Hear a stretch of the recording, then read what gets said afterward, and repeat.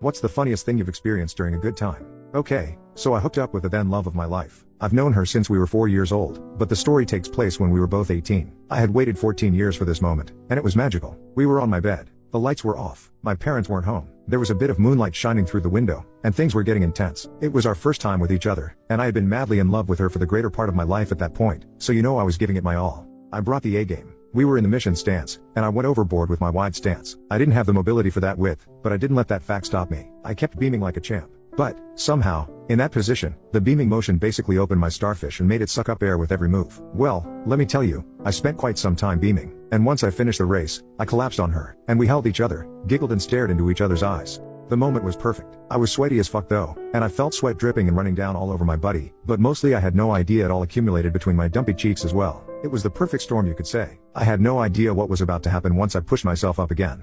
But to borrow a quote, I was rewarded with a fart, a colossal